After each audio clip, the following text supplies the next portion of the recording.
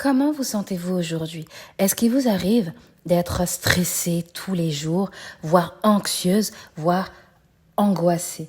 Est-ce que vous sentez que vous êtes au bord du burn-out, que ce soit à votre travail, dans votre couple, à la maison avec vos enfants ou même lorsque vous êtes seul?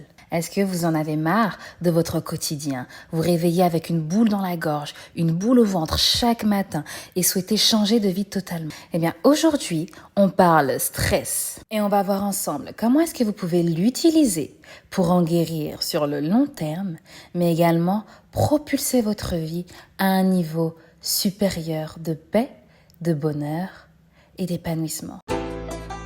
Bienvenue dans Oser être vrai, votre podcast, celui qui vous aide à prendre votre vie de femme en main, à devenir la dame charismatique de vos rêves et à développer vos pouvoirs féminins ainsi que vos ambitions de vie dans un seul et unique but, celui pour vous d'enfin oser être vrai et vivre sans regret, une vie saine de corps et d'esprit. En tant que femme de haute naissance, voulez-vous enfin reprendre votre vie en main de manière définitive, être capable d'oser aller à la rencontre de vos ambitions de vie et entrer dans cette vie remplie d'assurance, de sérénité, de paix, d'épanouissement dont vous rêvez enfin? Eh bien, si c'est le cas, je vous invite à cliquer dans le lien en description pour enfin accéder à votre formation de 5 jours offerte pour découvrir la femme charismatique et féminine que vous êtes en vérité et enfin entrer dans votre percée.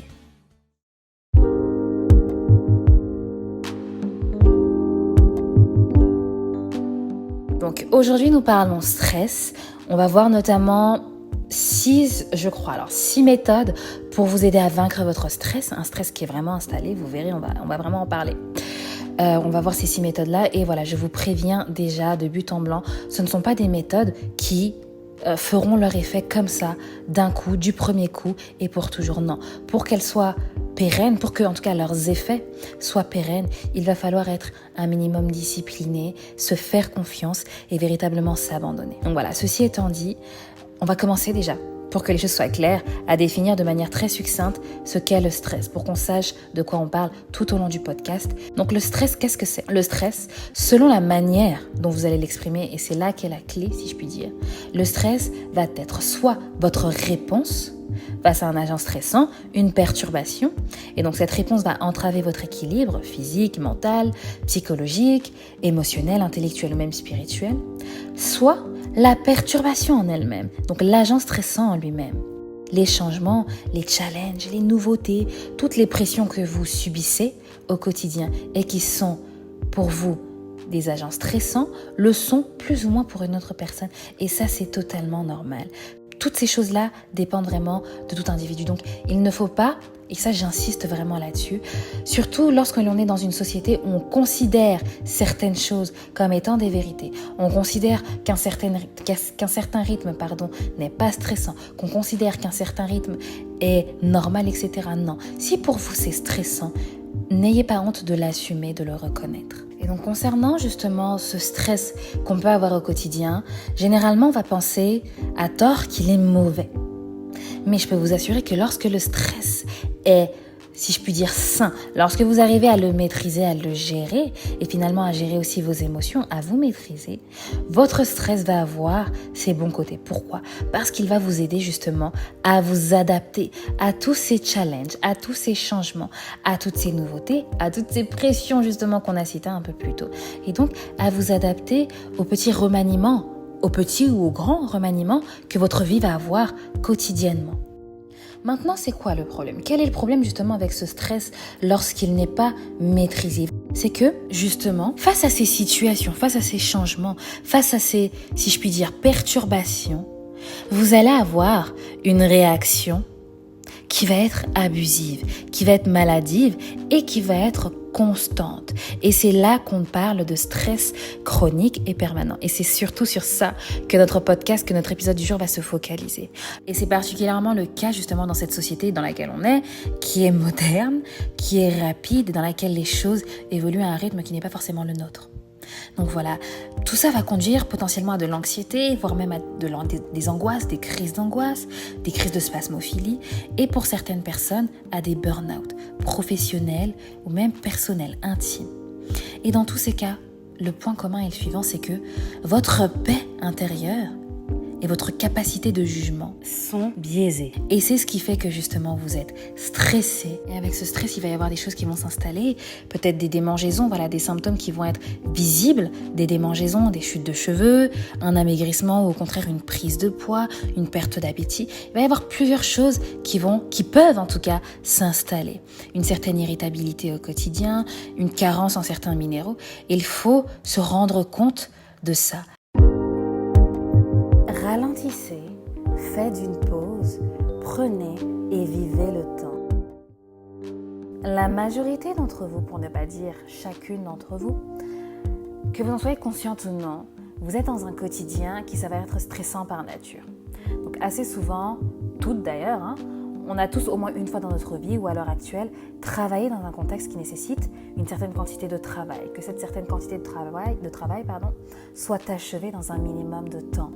Et donc ça, plus par exemple tout simplement si on prend le salaire qui à un certain stade de la carrière, d'une carrière typique, va être sur une base horaire, sont des choses qui font qu'on est consciente de ça, qu'on l'intègre comme faisant partie de nous, que voilà, il faut que je sois performante, il faut que je sois rentable, il faut que je sois efficace, rapide, voilà, il faut que je sois tout ça dans un minimum de temps possible.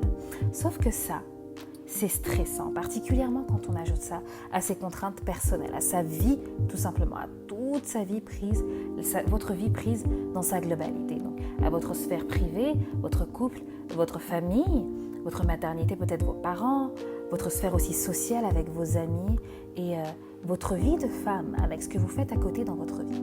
Donc toutes ces choses prises ensemble sont stressantes.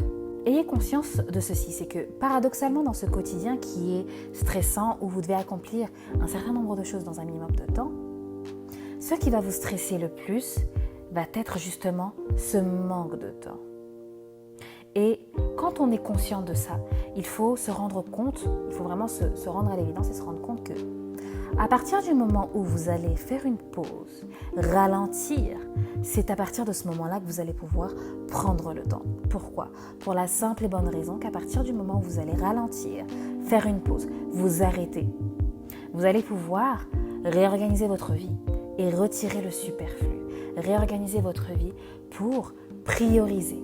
Et donc mettre en tête de liste ce qui doit être mis en tête de liste, ce qui est vraiment important, et retirer tout ce que vous vous ajoutez parce que justement, vous êtes habitué à vous surcharger.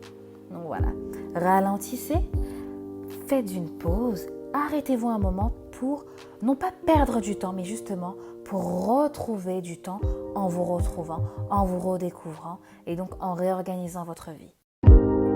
Encore et toujours, la connaissance de soi. C'est vraiment l'une des clés de l'épanouissement, c'est de se connaître. C'est l'une des choses principales parce que pour traiter, dans notre cas, le stress, il va être important de savoir, tout bêtement, mais quel effet ont telle ou telle chose sur vous. Quel effet a par exemple le fait de vous lever tous les matins à 5 heures du matin pour courir et prendre le train? Quel effet a le fait de courir, de presser vos enfants le matin? Quel effet a le fait de ne pas pouvoir organiser votre journée comme vous le souhaitez? Quel effet a, par exemple, le fait de prendre une pause sur votre terrasse en buvant une tasse de thé, une tasse de chocolat chaud?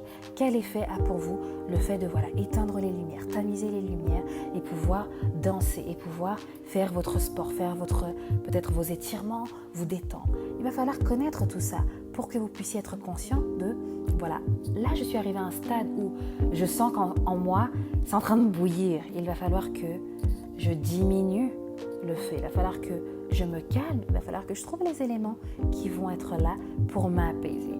Et tout ça, vous ne pourrez vous en rendre compte qu'à partir du moment où vous apprendrez à vous connaître, vous véritablement. Ne vous calquez pas sur une autre personne. C'est pas parce qu'une influenceuse ou je ne sais pas quelle personne que vous suivez, ou même moi, c'est pas parce que je dis certaines choses que vous êtes obligé de vous calquer dessus, non. Trouvez les choses qui vous font véritablement du bien, même si ces choses-là paraissent être un peu saugrenues, peu importe, personne n'est là pour vous juger. Trouvez ce qui vous convient, ce qui vous va, et apprenez à vous connaître justement pour pouvoir utiliser ces choses-là. Choisissez votre vie. Alors, il est possible que vous soyez aujourd'hui, actuellement, ou que vous l'ayez été dans le passé, dans ce fameux rythme quotidien, typique, le fameux métro, boulot, dodo, ou encore métro, boulot, apéro, resto, dodo. Ce rythme convient à certaines personnes, mais pour d'autres, ce n'est pas le cas. Et donc, si vous êtes dans ce genre de routine, une routine qui est effrénée, qui potentiellement vous déséquilibre aussi intérieurement, qui vous prend votre esprit, votre énergie vitale, votre santé, et que vous vous rendez compte véritablement que voilà, ça ne vous plaît pas, faites attention et réalisez ceci, c'est que même si vous avez l'habitude de vivre certaines choses, vous pouvez les changer. Et même si vous avez l'habitude de vivre certaines choses, ces choses-là que vous avez l'habitude de vivre peuvent être source de stress, peuvent être des générateurs, des amplificateurs de stress psychologique. Et donc, il va falloir trouver un moyen de réduire ça. Comment ? Eh bien, tout simplement de la manière suivante. Au lieu de garder ce rythme-là, qui au final est un rythme qui ne vous convient pas. Et ça, il faut se le dire. C'est pas parce qu'on est dans une société qui évolue à un certain rythme que ce rythme-là nous convient. On garde une certaine physiologie, on garde un certain esprit qui ne va pas forcément au même rythme, qui n'a pas la même dimension, ni temporelle, ni spatiale que les choses que nous vivons. Et ça, il faut aussi s'en rappeler. Et donc, au lieu de garder ce rythme-là, rappelez-vous qu'on est en 2021 et qu'aujourd'hui, encore plus qu'avant, beaucoup de choses sont possibles. Et donc, inspirez-vous et attelez-vous à construire une vie qui respecte votre rythme intérieur. Une vie qui vous respecte, qui vous embellit et qui ne vous stresse pas, qui ne participe pas à vous perturber quotidiennement encore plus, mais à permettre que vous soyez jour après jour encore plus aligné à la personne que vous êtes au fond de vous, à la femme charismatique que vous êtes réellement. Aujourd'hui, tout le monde le sait, c'est vrai que c'est pas possible dans tous les cas de figure que l'on rencontre, dans toutes les cultures, dans tous les contextes, mais je pense qu'en tant que femme, vous avez, j'en suis même sûre d'ailleurs, je ne pense même pas mais j'en suis sûre, vous avez la possibilité de choisir votre vie. On choisit notre partenaire, on choisit oui ou non de faire des enfants, de garder un enfant qu'on porte. Aujourd'hui on a même cette possibilité. Alors pourquoi est-ce que vous n'aurez pas la possibilité aujourd'hui encore une fois, en 2021, de choisir comment est-ce que vous voulez rythmer votre quotidien, de choisir d'adapter votre rythme de vie extérieur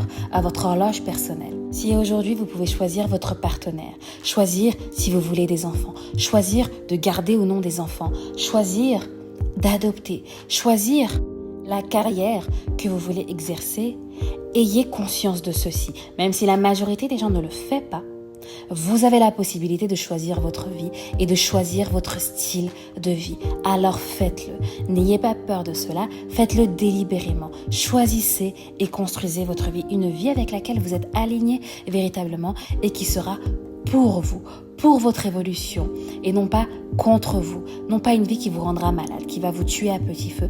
Non, une vie qui chaque jour vous redonnera encore plus de vitalité. Une question de perception ? Prenons le cas d'une perte d'emploi. Et donc, qui dit perte de travail, dit perte de salaire.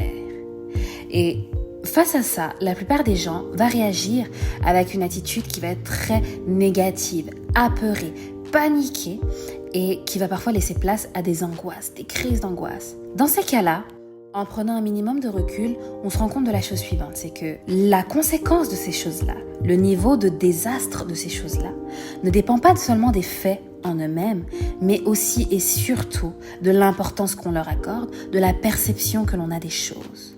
Une personne fataliste dans ces cas va tout simplement réagir, comme je l'ai dit un peu plus tôt, par de la panique, par un stress qui va vraiment prendre une ampleur telle qu'on va se demander, mais attends, mais est-ce qu'il y a mort d'homme ? Enfin, qu'est-ce qui se passe ?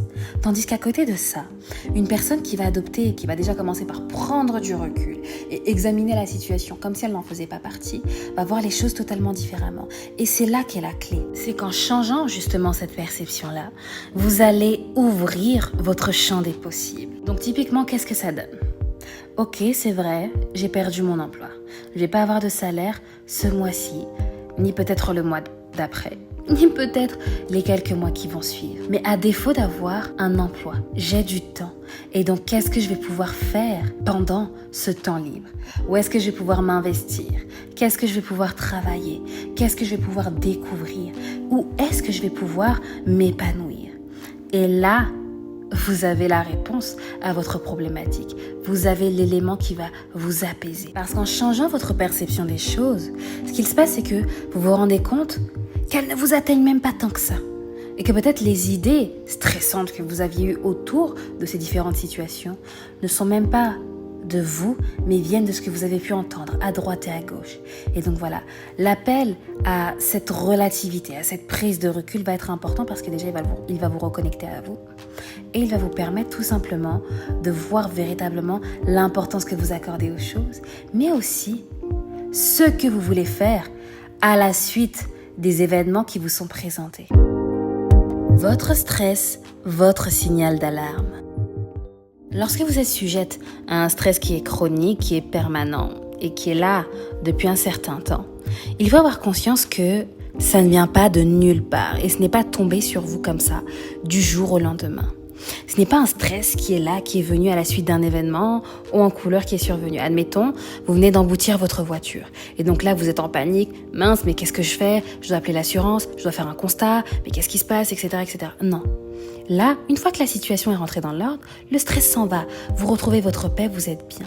Là, ce n'est pas le cas. Le stress chronique, c'est par exemple quand tous les jours, vous arrivez sur votre lieu de travail avec une angoisse qui monte, avec une boule au ventre, une boule dans la gorge. Vous êtes tendu, vous êtes nerveuse, vous avez envie de sourire à personne, vous vous cachez, vous vous dépêchez de partir, dès que c'est l'heure, etc., etc. Il peut en être de même dans vos amitiés ou dans votre couple.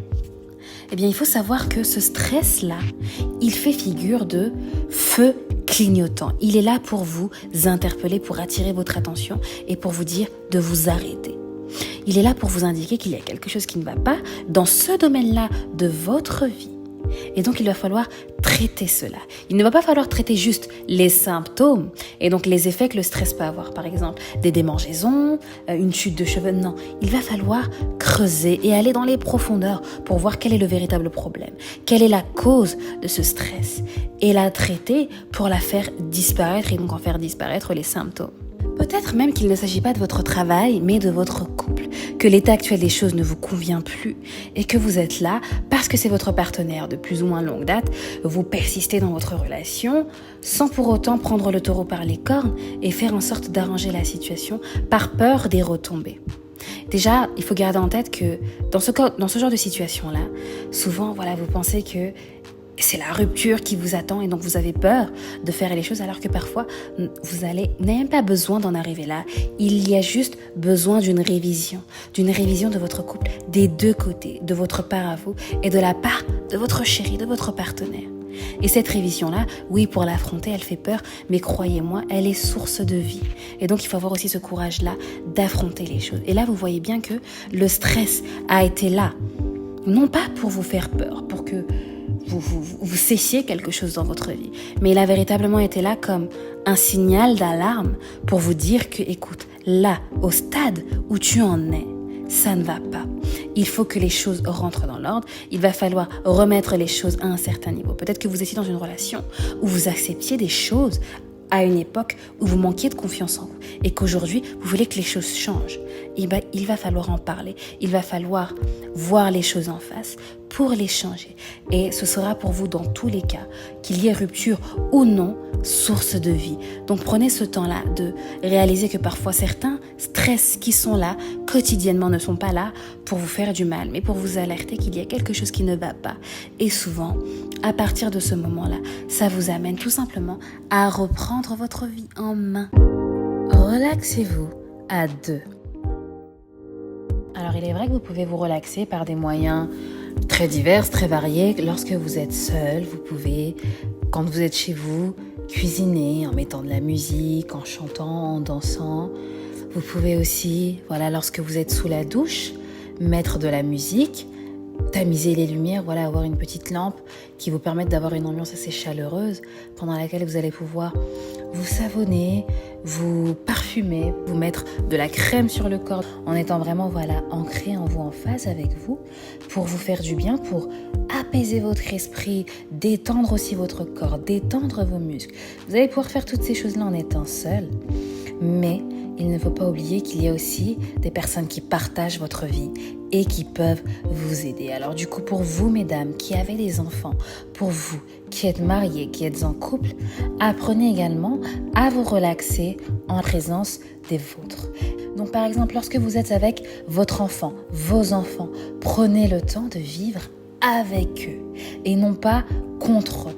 Ne passez pas votre temps à leur crier dessus, à leur mettre la pression pour ranger leurs affaires, etc. Non, prenez le temps de faire des choses avec eux, pour être en phase avec eux et aussi pour vous retrouver un peu une âme d'enfant, une âme un peu, si je puis dire, naïve, une âme qui soit naïve de manière positive, émerveillée, pour que vous puissiez, dans votre quotidien, que vous soyez avec eux ou non, vivre les choses, vivre chaque jour comme si vous redécouvriez chaque jour et donc trouver du plaisir même dans les plus petites choses du quotidien. Donc voilà, prenez le temps de vivre avec vos enfants et aussi de les laisser vous éduquer, de les laisser vous aider à vous déstresser. De même lorsque vous êtes avec votre partenaire, saisissez cette opportunité de l'intimité pour vous apaiser, pour vous relaxer, pour vous faire du bien, tout en vous donnant aussi à votre moitié. Ça, c'est important. Comment est-ce que vous allez pouvoir faire ça? Et surtout, qu'est-ce que ça va vous apporter un peu plus concrètement? Comment? Eh bien, tout simplement, vous allez pouvoir, par exemple, demander à votre partenaire de vous masser. Et au lieu de vous faire masser en institut, vous allez avoir des mains déjà qui vous sont intimes, des mains qui vous connaissent, qui vont se poser sur votre corps. Et de cette manière, vous allez pouvoir entrer en osmose, en communication, en contact avec votre partenaire, parfois même sans avoir besoin de parler, parfois même sans avoir besoin de vous regarder. Et être dans cette connexion, une connexion qui est profonde à travers votre peau.